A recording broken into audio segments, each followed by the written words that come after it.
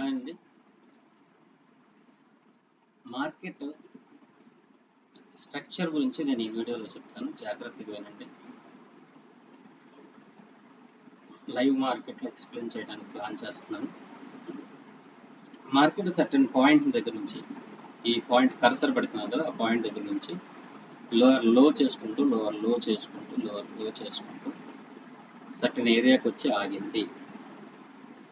Market open చేయగానే మన view ఎలా ఉండాలో చెప్తున్నాను. వచ్చి ఆగింది. ఇక్కడ నుంచి market first lower high point ఏదైతే ఉందో ఈ హై పాయింట్ని బ్రేక్ అయింది, స్ట్రాంగ్ క్యాండిల్తో బ్రేక్ అయింది.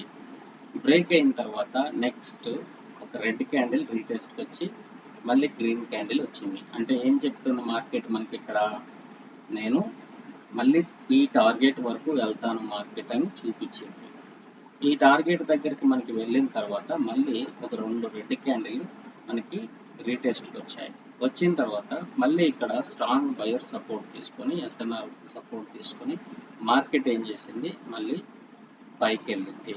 ఎందుకు, ఇక్కడ కూడా మనకి లోయర్ హై పాయింట్ ఏదైతే ఉందో దాన్ని బ్రేక్ చేసి, అంటే హయ్యర్ హై చేసుకుంటూ మార్కెట్ వెళ్తుంది. First high, second high, first లో, సెకండ్ లో.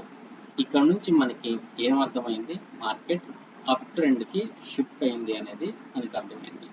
కాబట్టి మనం ఇప్పుడు ఎక్కడ ట్రేడ్ వైపు చూసినా, ఎల్లప్పుడు ట్రేడ్ వైపు మనం అనాలిసిస్ చేసినా బై సైడ్ మాత్రమే మనం చూసుకోవటం మనకి మంచిది.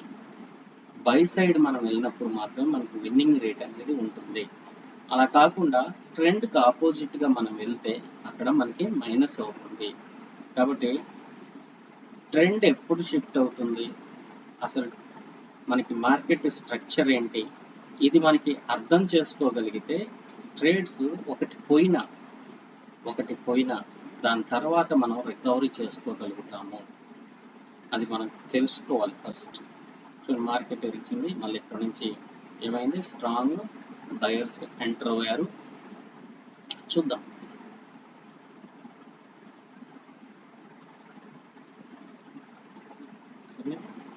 ఇక్కడ నుంచి నేను ట్రేడ్ తీసుకుంటున్నాను. రీజన్ ఏంటి, మనకి ఆల్రెడీ మార్కెట్ అప్ సైడే ఉంది కాబట్టి మనం కూడా అప్ సైడ్ వెళ్ళినప్పుడు మాత్రమే మనకి కూడా విన్నింగ్ రేట్ అనేది ఉంటుంది. ఒకవేళ ఇది మైనస్ అయినా మార్టింగెల్తో మళ్ళా నేను అప్ సైడ్కే వెళ్తాను. ఎందుకు, నాకు ఒక వ్యూ అర్థమైంది. ఏం అర్థమైంది, మార్కెట్ అప్ ట్రెండ్ ఉంది అనేది అర్థమైంది. కాబట్టి నేను అప్ సైడ్ వైపు ట్రేడ్స్కి ప్లాన్ చేస్తాను.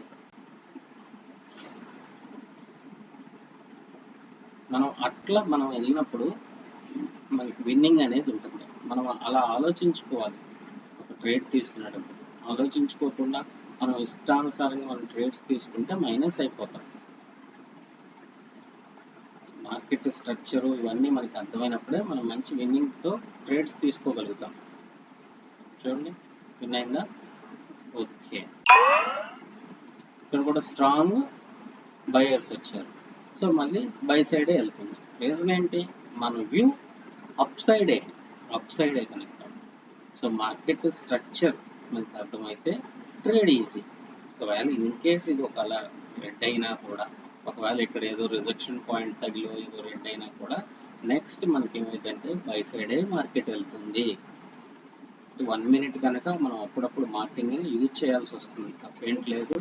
మనకి 1 మినిట్ కనుక మనకి అప్పుడప్పుడు మనకి మార్టింగల్ యూజ్ చేయాల్సి వస్తుంది. కానీ ఓవర్గా మార్టింగల్కి వెళ్ళకూడదు.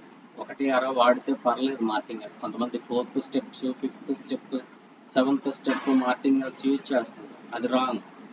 ఎప్పుడో ఒకసారి వన్స్ మనం మార్టింగల్ వెళ్తే పర్లేదు. పొద్దాకులు మార్టింగల్కి వెళ్తున్నాం అంటే మనకి ట్రేడింగ్ ఇంకా అర్థం కాలేదు, మనం నేర్చుకోవాల్సి. ఓకే అండి, ఇప్పుడు మీకు ఇది అర్థమైంది అనుకుంటాను.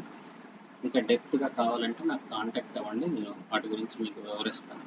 ఓకే అండి, థ్యాంక్ యూ.